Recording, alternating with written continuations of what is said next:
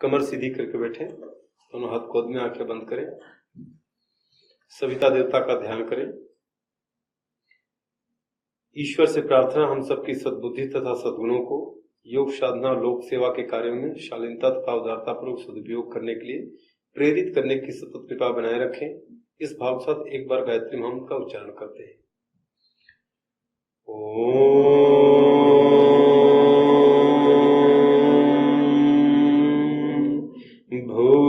भूर्भुवः स्वः तत्सवितुर्वरेण्यं भर्गो देवस्य धीमहि धियो यो नः प्रचोदयात्।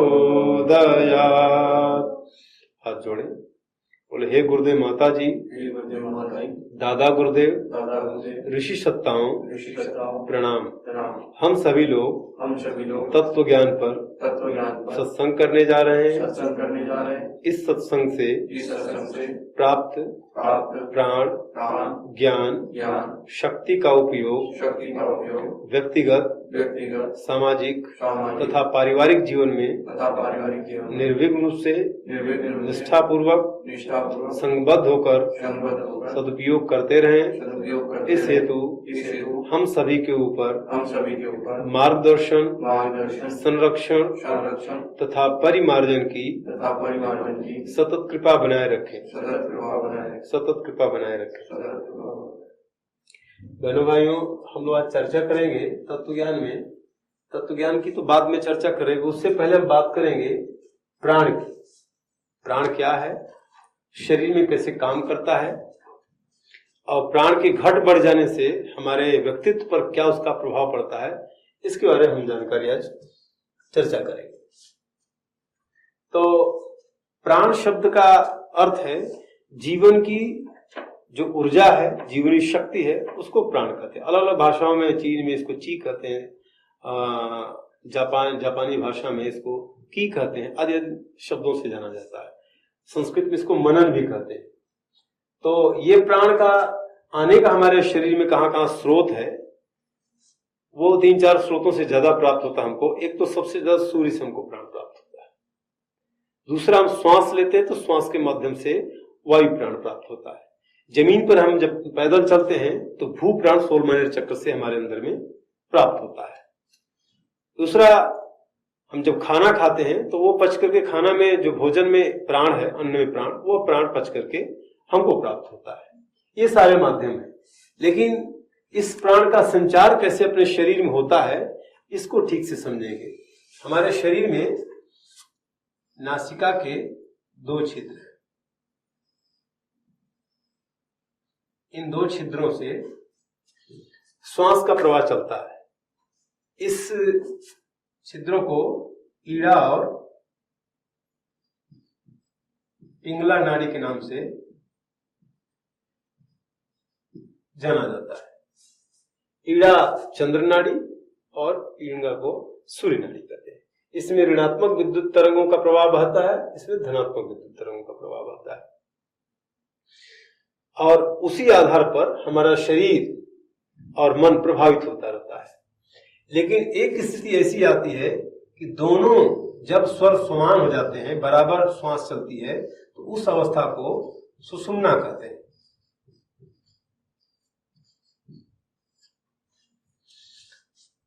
ईड़ा पिंगला के चलने में हमारे शरीर में प्राण बहता है।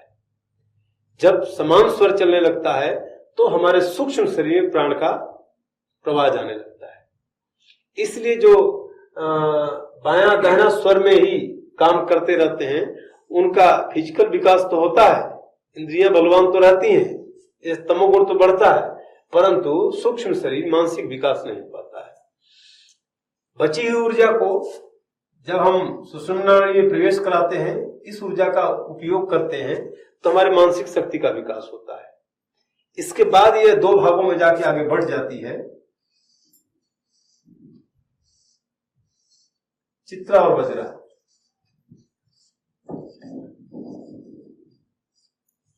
चित्रा और वज्रा 2 नाड़ियों में विभक्त हो जाती है। जो हमारे कारण शरीर का क्षेत्र है, जहां से हमारे अंदर में भावनाएं जन्म लेती हैं। ये सूक्ष्म शरीर का हो गया, ये स्थूल शरीर का केंद्र हो गया।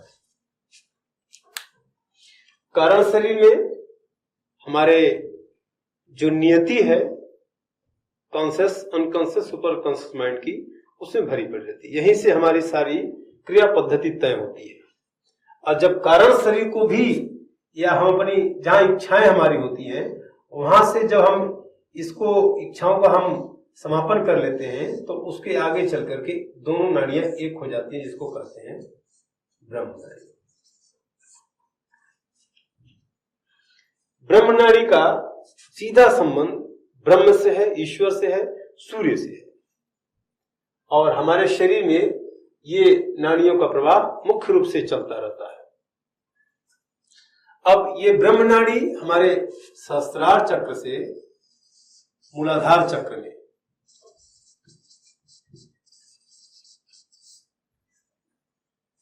कुरु प्राण में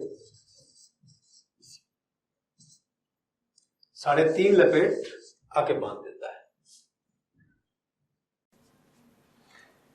सहस्त्रार चक्र को ब्रह्म चक्र कहते हैं। ब्रह्म नाड़ी का संबंध हमारे सहस्त्रार चक्र से, ब्रह्म चक्र से। ब्रह्म चक्र में आकर के विश्वव्यापी चेतना, डिवाइन कार्ड लगी हुई है। यह हमारे सुषुम्ना नाड़ी के भीतर में चित्रा वज्रा, उसके भीतर में एक ब्रह्म नाड़ी होती है, जो मूलाधार चक्र में जाकर के कुरु प्राण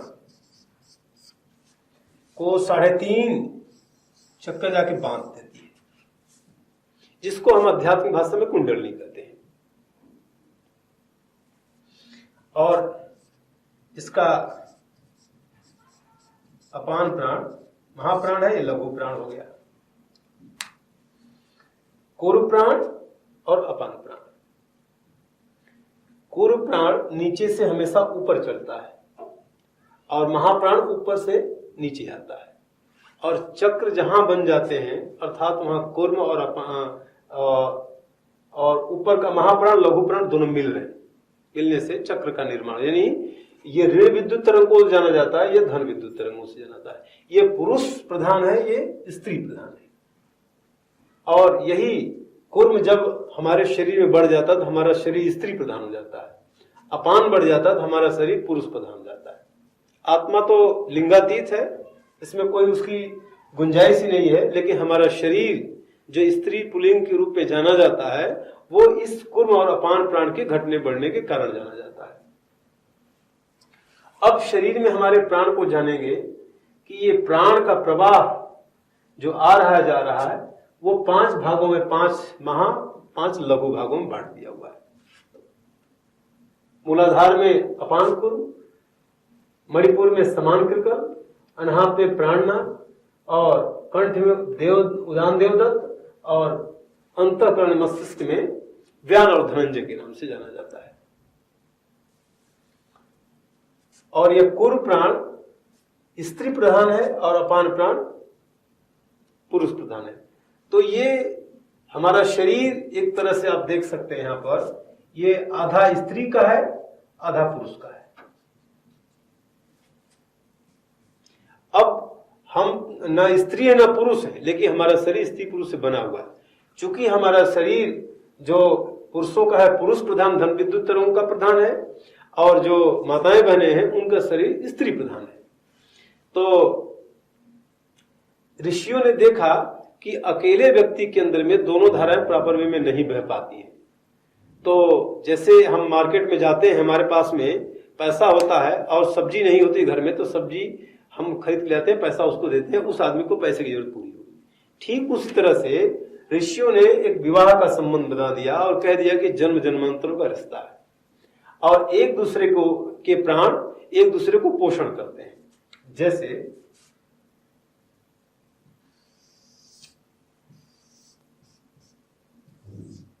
अगर सीता जी का हम शरीर मान लेते हैं, ये भगवान राम का शरीर मान लेते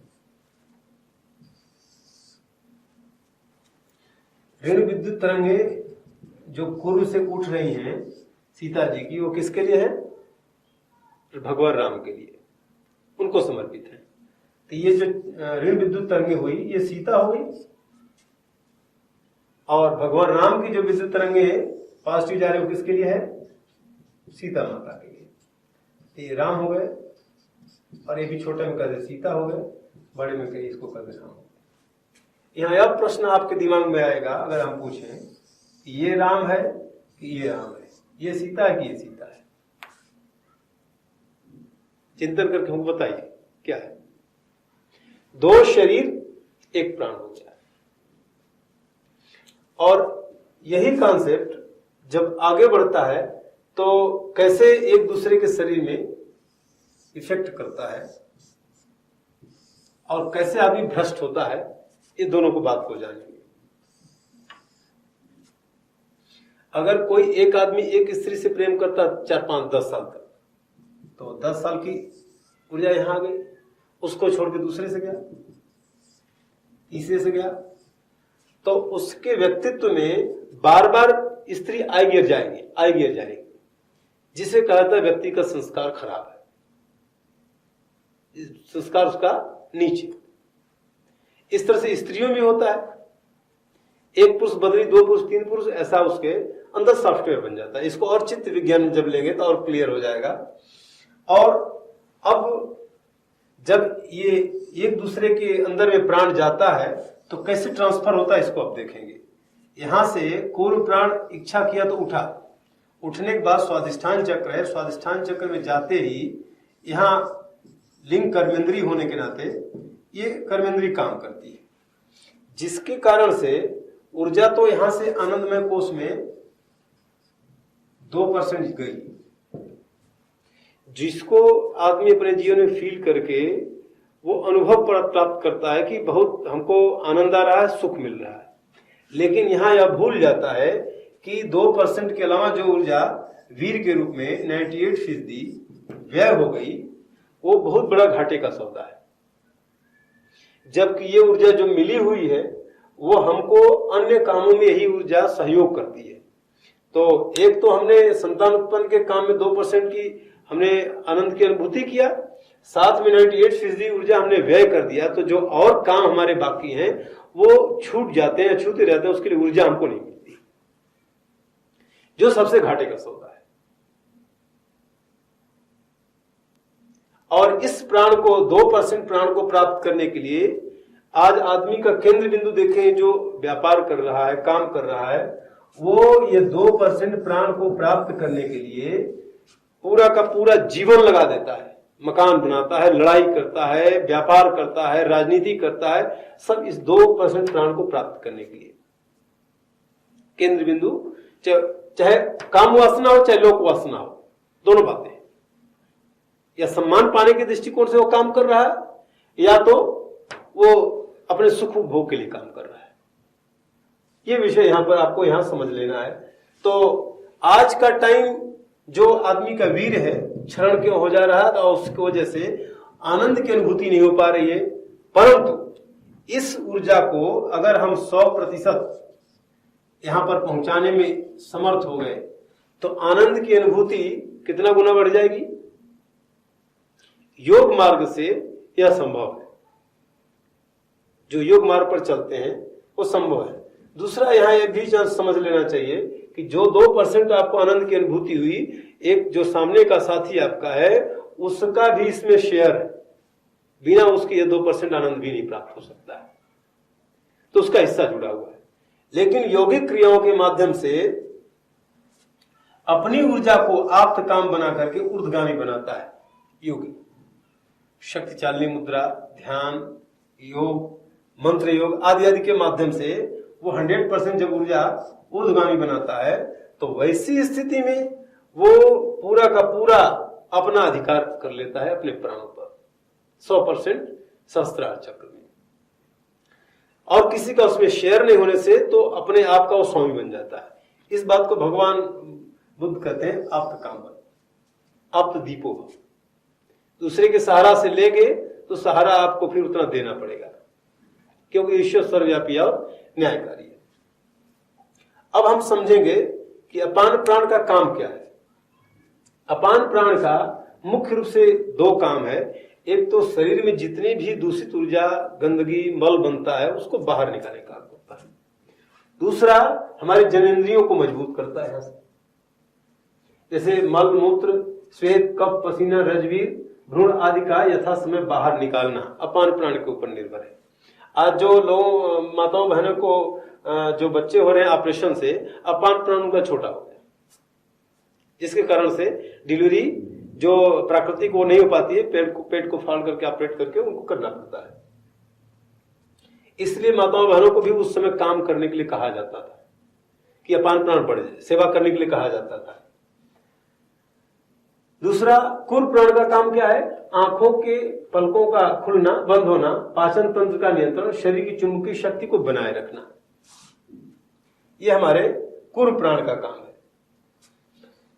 कुर प्राण सक्रिय नहीं रहेगा तो आदमी को तुरंत नींद आ जाएगी, अगर यह सक्रिय हो गया तुरंत जीवंत हो जाएगा। पेट में जो पाचन की क्षमता घट जाती है वह कुर प्राण या कुंडली शक्ति के मंद हो जाने के कारण होती है। शरीर में जो चुंबकीय शक्ति है वो घट जाई तो इसका मतलब सीधे है कि कुंडली से या कुर प्राण से ऊर्जा का आना मंद हो गया है, कम हो गया है, ये स्थिति आ जाती है। कई बार ऐसा लोग सोचते हैं कुंडली जागरण बहुत बड़ी बात है, ऐसा होता है, या कुंडली किसी की जागी किसी की नहीं जागी है। एक कॉन्सेप्ट क्लियर आपको कर देते हैं कि दुनिया में कोई ऐसा आदमी नहीं जिसकी कुंडली नहीं जागृत है, सबकी कुंडली जागृत है, लेकिन किस काम के लिए कितना ज्यादा ऊर्जा दे सकती है ये विषय अलग है। वासना के लिए जितनी द्रुत गति से ऊर्जा आती है कुंडली से, क्या आपके अन्य कार्यों के लिए, चाहे आप लोक सेवा कर रहे हैं चाहे आत्म कल्याण कर रहे हैं, क्या उतनी ऊर्जा आती है? नहीं आती है। अगर अन्य कामों के लिए भी आप सहमत कर लें तो आपकी उस काम के लिए ऊर्जा आगे, उस काम के लिए कुंडली जागरण हो गया। जितनी ऊर्जा स्वादिष्ठान चक्र में लिंग के पास में आती है उतना अगर नाभि चक्र में जाकर स्थिर हो जाए तो शरीर आपका वज्र के समान हो जाएगा, लेकिन उसके लिए हम इसको सहमत नहीं कर पा रहे। नेक्स्ट प्राण को अपन देखेंगे। इसके ऊपर जब प्राण उठता है तो नाभि चक्र में पहुंचता है, जो खर्च होने से बच जाता है या जो ब्रह्मचर्य का संयम करके ऊपर ऊर्जा ले जाते हैं। समान प्राण का काम क्या है?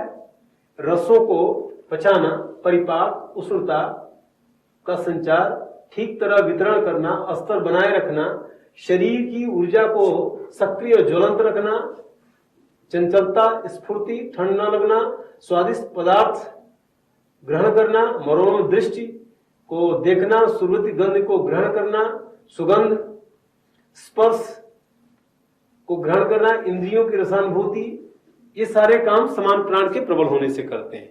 जब प्राण घट जाता है तो हमारे दांत, आंख, देह, जुखाम, पेट, सिर दर्द आदि का रोना व्यक्ति रोता है इसके घट जाने से। इसका सवर्ती है लघु प्राण। जैसे यहां पर अपान का सवर्ती कूर्म है, जैसे कंडेंसर में पंखा में लगा रहता है तो कंडेंसर प्रेरित करता है, इसके साथ में एक पीए लगा रहता है तो प्रेरित करता है, लेखा जोखा बताते हैं काम करना है नहीं करना है। ठीक उसी तरह से सभी प्राणों महाप्राणों के साथ में लघु प्राण लगा हुआ है। लघु प्राण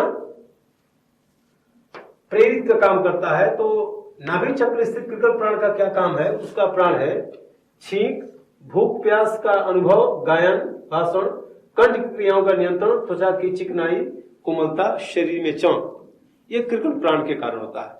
चूंकि कृकल प्राण स्त्री प्रधान है तो माताओं बहनों का शरीर आप देखेंगे पुरुषों के अपेक्षाकृत कोमल होता है, चिकनाई युक्त होता है, और इसको कफ कहते हैं और समान को पित्त कहते हैं,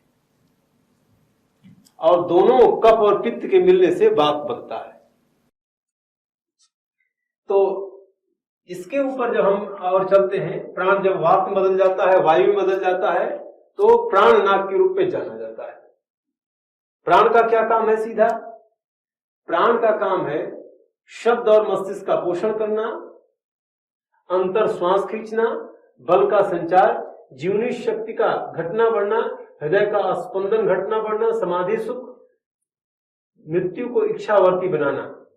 यानी हृदय स्थित प्राण को जो संयम करके रोक लिया, नियंत्रण कर लिया तो टाइम को पार कर जाता है, अर्थात मृत्यु अपने मरने की अवधि को भी वो लांघ जाता है, मृत्यु को अपने अधीन कर लेता है। इसीलिए कहा जाता है ये कालजयी हो जाता है। दूसरा इसका है काम से संबंध, तो काम जी बनता है नाक के माध्यम से। डकार जननेंद्रियों का नियंत्रण, शारीरिक विद्युत का संचार, हिचकी, गुदा मार्ग से वायु को निकालना, मूलाधार काम वासना को नियंत्रित करना, कुंडलिनी शक्ति को नियंत्रित करना। नाभि चक्र तक, समान प्राण तक कोई भी बढ़ सकता है, जा सकता है, परंतु उसके गिरने का, भ्रष्ट होने का डर रहता है। लेकिन जो व्यक्ति इसके ऊपर अनाहत चक्र में अपना प्रवेश कर लेता है, वो इंद्रियों को नियंत्रित कर लेता है, उसके गिरने की संभावना लगभग न्यून हो जाती है। और यहीं से व्यक्ति कामजयी और कालजयी बनता है। यहीं से आदमी के अंदर स्वामित्व का प्रारंभ होता है। अनाहत चक्र में जब डिफाइन करेंगे तो जान पाएंगे कि योग सिद्धि यहीं से शुरू हो जाती है। आदमी स्वामित्व प्राप्त हो जाता है, इंद्रियों को जय करने की सामर्थ्य आ जाती है। इसके ऊपर हम जब चलते हैं तो उदान और देवदत्त प्राण। उदान प्राण हमारे कंठ चक्र से संबंधित है और हमारे जीवन में जो वैभव है, खजाना है, उदान प्राण के बढ़ने से ही आता है। जो टैलेंट है, जो हमारी बहुत दुनिया में प्रभावशाली व्यक्तित्व का प्रदर्शन करती है, वो हमारे उदान प्राण के बढ़ने के कारण होती है। तो वस्तुओं को ग्रहण करना, शरीर को उठाए रखना, आकर्षण ग्रहण करना, ऊर्ध्वगमन की प्रत्यक्ष अप्रत्यक्ष अनेक क्रियाएं इसी प्राण के आधार पर है। निद्रा व मृत्यु के उपरांत विश्राम, योग्यता, सामर्थ्य, शक्तियां, विशेषताएं, चतुरताएं, अमीर बनना, वैसे घर में जन्म पाना, वैसे अवसर पा जाना, वैसे सुझाव या मित्र पा जाना, ये उदान प्राण के विकसित होने से होता है। क्योंकि प्राण हमारे साथ में मरने के बाद भी हमारे शरीर में जाता है, तो वो यही प्राण जाके आगे हमारा निर्धारण करता है कि हमको कैसी परिस्थिति मिलेगी। इसका सहवर्ती देवदत्व है। देवदत्व का कार्य है जमहैयाना, अंगड़ाई, जिह्वा, मुखमंडल, नेत्र, कर्ण का नियंत्रण, सहस्रार में ऊर्जा का संचार, सूक्ष्म प्राण आध्यात्मिकता और संपदाओं का स्वामी, शाप वरदान देना, दूर श्रवण, अणिमा, महिमा, लघिमा, सिद्धियां, प्रबुद्ध बन जाना, महाचमत्कारी बन जाना, परम सिद्ध बन जाना, अपने प्राण से सूक्ष्म रत में उथल पुथल कर देना, ये हमारे देवदत्त प्राण के ऊपर निर्भर करता है। जो उच्च स्तर के महापुरुष होते हैं, भाषण देते हैं तो क्रांति आ जाती है, लोग उनके अनुयायी बन जाते हैं। इसके पीछे क्या कारण है? उसके पीछे एक ही कारण है कि उनका देवदत्त प्राण चढ़ा बढ़ा, उत्कृष्ट अवस्था में है। और हमारे कंठ के आसपास की जितनी क्रियाएं हैं वो उसको संयमित करता है, नियंत्रित करता है। इसके ऊपर व्यान प्राण है। व्यान सभी प्राणों का राजा है। व्यान को हम गरुड़ भी कहते हैं और प्राण को पक्षी भी कहते हैं। तो पक्षियों का राजा कौन है? गरुड़ है।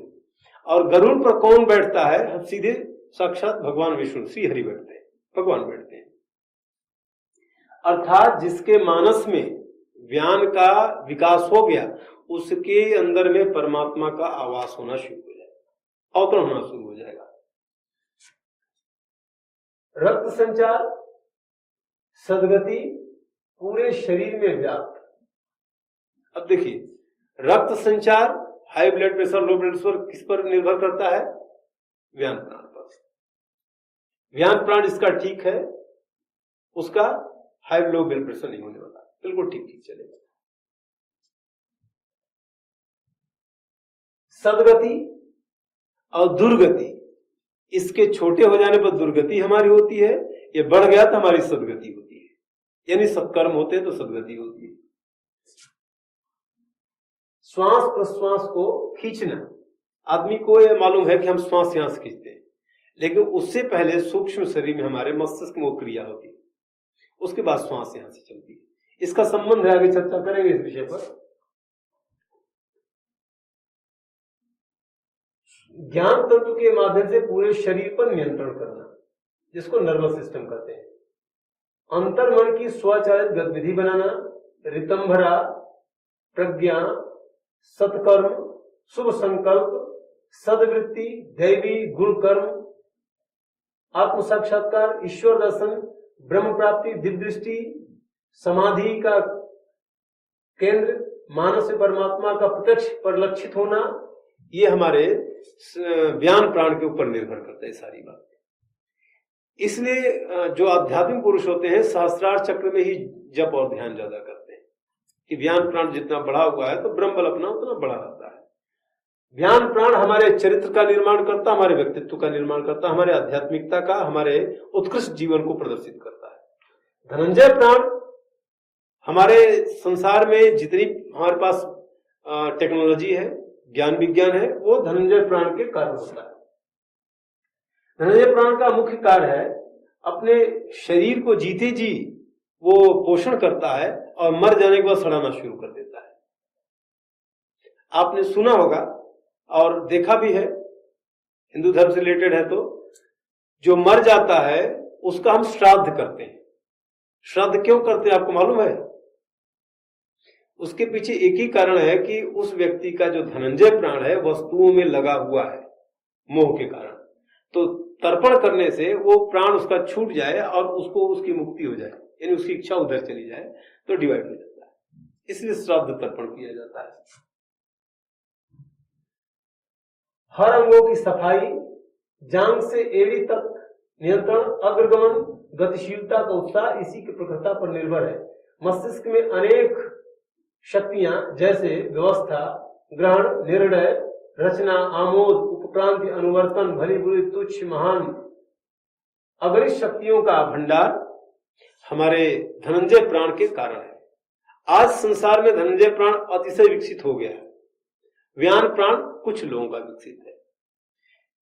धनंजय को अर्जुन कहते हैं और व्यान को कृष्ण कहते हैं। कृष्ण की बात जब अर्जुन मानता है तो सब कुछ ठीक ठीक चलता है, सारे युद्ध जीत जाता है। लेकिन जब धनंजय या अर्जुन भगवान की बात नहीं मानता तो वैसी स्थिति में उसकी सारी शक्तियां एकदम से लगता है कि छीण हो गई। जैसे गीता में बात आपने देखा है, सुना है, पढ़ा है कि उसको मोह हो जाता है, उसको विषाद हो जाता है, उसको वैराग्य हो जाता है, तरह तरह के उसके पास में कॉन्फ्लिक्ट्स आने लगते हैं, द्वंद्व आने लगते हैं। ऐसी स्थिति में भगवान स्वयं श्री हरि कृष्ण के रूप में व्यान प्राण का प्रतिनिधित्व कर रहे हैं और धनंजय प्राण का प्रतिनिधित्व अर्जुन कर रहा है। दोनों में संवाद हो रहा है। तो जिस स्थिति में धनंजय यानी अर्जुन कहता अहम करिष्ये वचनम, तो फिर भगवान की शक्तियां, आत्मा का जो तेज है, व्यान का तेज है, धनंजय के अंदर में आना शुरू हो जाता है और फिर वो सारे युद्ध को फतेह करने में समर्थ हो जाता है। इस प्रकार से हमने प्राण के बारे में थोड़ी जानकारी आपको बताया। एक जानकारी और इसमें आप समझ लें, ये रामायण से जुड़ी हुई घटना है। यहां पर इंद्रिय जय होता है आदमी अनाहत चक्र में। मेघनाथ रावण का बेटा है, उसका दूसरा नाम इंद्रजीत है। इंद्रियों को जीतने वाला, नाग प्राण पर उसका अधिकार है। इसी प्राण से नाग फांस से भगवान राम और लक्ष्मण को बांध देता है। बांधता है यानी कुंडलनी से जब ऊर्जा उठती है, नाग में दबाव यहां बनाएगी तो श्वास रुकना शुरू हो जाती है। वैसी स्थिति में आदमी की सामान्यतः मृत्यु हो जाती है, श्वास रुक जाती है। क्योंकि भगवान अपनी श्वास को एकदम से शून्य कर दे रहे हैं, समाप्त कर दे रहे हैं और उनका शरीर पूरा दब जाता है। जिनको हार्ट अटैक आता है उनका शरीर सिकुड़ जाता है। आप देखेंगे डॉक्टर लोग इसको बता सकते हैं, या आपको भी अगर दबाव पड़ेगा तो आपका शरीर सिकुड़ना शुरू कर देता है। तो उसने इसका अनुसंधान करके विद्या के माध्यम से प्राण का संधान किया और उनका शरीर बंध गया। तो बंध गया तो जानते हैं कौन उनको बचाने के लिए आया है? आपको मालूम है? उनको छुड़ाने के लिए कौन आया है? आपको बता सकते हैं आप लोग में से कोई? हनुमान जी। लेकिन हनुमान तो आए, लेकिन कौन हनुमान? जो ब्रह्मचारी हनुमान है, जिसका पूर्ण प्राण ब्रह्म में चला गया है, सहस्त्रार में चला गया है। हनुमान जी उनको नहीं बचाए, वो ले आए गरुड़ को।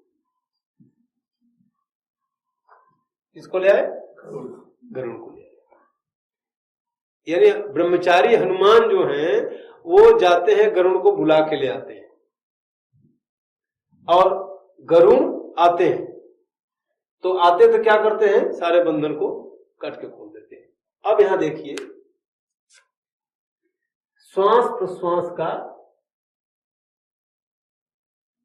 संचालन व्यान प्राण से, और वहां से जब यहां दबाव बनाते हैं, आते हैं, यानी व्यान जब हमारे अंदर आया प्राण के रूप में, चूंकि सभी प्राणों का राजा है, और जो प्राण कम बेसी घटपड़ काम करता है तो उसको मदद करता है।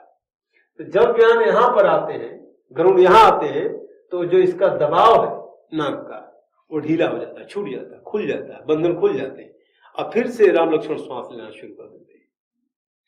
वो एक घटना उस तरह से दिखाई गई है, लेकिन हमारे शरीर में भी ये घटनाएं होती रहती अपने आप, पूरा एक स्ट्रेटेजिक।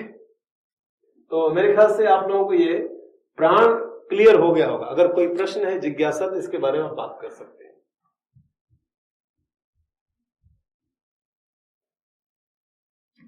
स्वाभाविक तौर पर जो रोजमर्रा की जिंदगी में खुद में कुछ कमियां महसूस होती है, या जैसा एक फैमिली मैन होने के हिसाब से बच्चों में कुछ कमियां महसूस होती है, तो उसका डायरेक्टली कोरिलेशन आप इन प्राणों के साथ लगा सकते हो। हाँ, प्राण से कर सकते हैं, लेकिन हम प्राण विद्या से आपको उपचार नहीं सिखा रहे। हम आपको ना सिखाएंगे सद्गुणों से उपचार। जब तत्व ज्ञान लेंगे उसमें, तो हम बताएंगे कि किन गुणों का अभ्यास करेंगे तो कौन प्राण सक्रिय हो जाएगा और वो समस्या खत्म हो जाएगी, सब हो जाएंगे उस विषय में। ये प्राण का जो कॉन्सेप्ट हमें बताया कैसे काम करता है, इसके बारे में कोई आपकी जिज्ञासा प्रश्न हो तो ठीक है, ये तो नेक्स्ट विषय को शुरू करेंगे।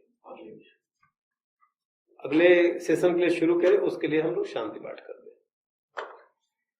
ओम द्यौ शांतिरंतरिक्षगुं शांति, पृथ्वी शांतिरापः शांति, ओषधयः शांति, वनस्पतयः शांतिर्विश्वे देवा शांति, ब्रह्म शांति, सर्वगुं शांति, शांतिरेव शांति, सामा शांतिरेधि। ओम शांति शांति शांति, सर्वारिष्ट सुशांतिर्भवतु।